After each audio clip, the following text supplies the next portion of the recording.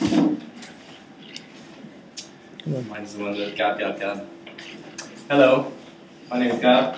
I'm a student in the MA in Sustainable Design, and I'm really enjoying it.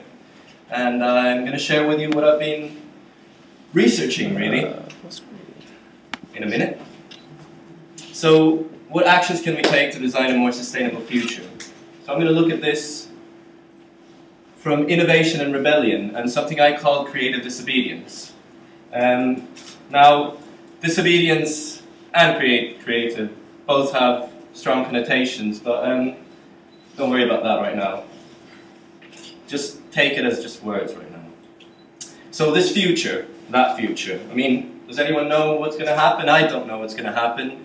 And I mean, we've got hints and things, but the main hint is that we're in permanent change, and the only thing that's going to change is that, the only thing that's not going to change, is that we have change. As Heraclitus says, you cannot step into the same river twice. I mean, his students then say you can't step into the same river once. I don't really get that. We're going to stay with that. The other thing we know is that 2008 is a historical year in human civilization. And I call it the Homo urbanis. More than 50% of us on the planet live in urban areas. Now, this obviously causes a lot of challenges. People are seeing this as a problem.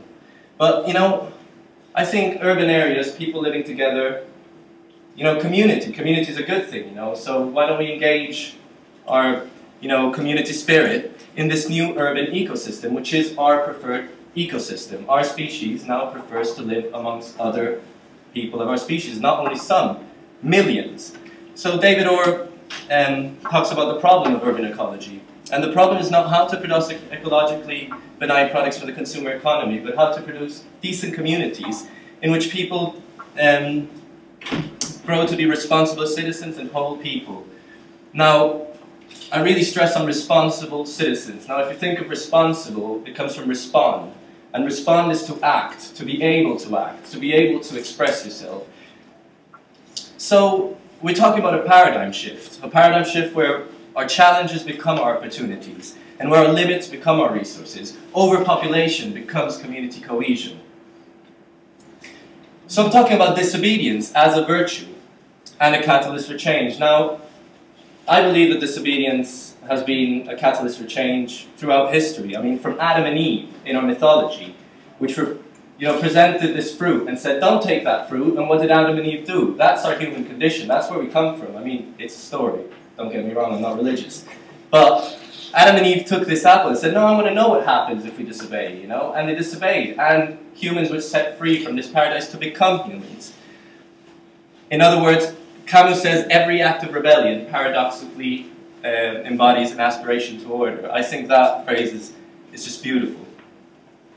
So how can we actually positively disobey? Because, I mean, disobedience, you can't just disobey against everything, it'll be anarchy, and I want to make it sure I'm not talking about anarchy, I'm talking about a closer communication between the actors in this urban environment, so the people living there, the decision makers, industry.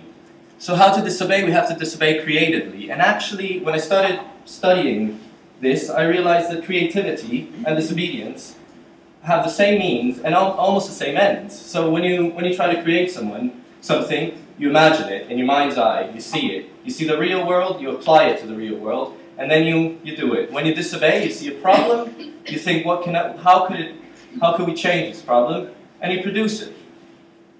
So there's a synergy between these two words. So creative disobedience locates the territory. Failures and problems perceived by us in our environment are like cracks in the pavement waiting to be filled. These cracks are fertile ground in which seeds of change can be sowed. So where should we focus our efforts? Our efforts should be focused in the cracks of the current paradigm, where our paradigm is weak. Let's attack these weaknesses in our paradigm, change it, but not only by disobeying. You disobey by projecting the future alternative, the future possibilities. It goes beyond civil disobedience, because civil disobedience has worked in the past. But civil disobedience is mainly against laws, regulation, rules, against authoritative measures that are clearly stated. You can read it on a paper. Whereas now we're fighting against norms, beliefs, habits, behaviors, and actually just resisting isn't enough because these habits are within us. So to get it out of there, we have to be creative. And also it's community-led. The only way this is going to work is by engaging the people living in this urban ecosystem.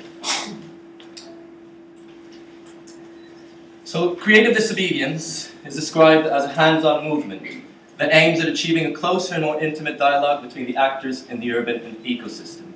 Now, to believe in the obsolescence of disobedience is to believe that the world is perfect. You know, why should we change anything? In a way, to be completely obedient is to give up that hope, the hope that change for the better is possible. Thank you very much. And remember, be naughty, but still be nice. And I'll leave you with one quote, which is Oscar Wilde. And he says, "Disobedience in the eyes of anyone who has read history is man's original virtue. It is through disobedience and through rebellion that progress has been made." Thank you.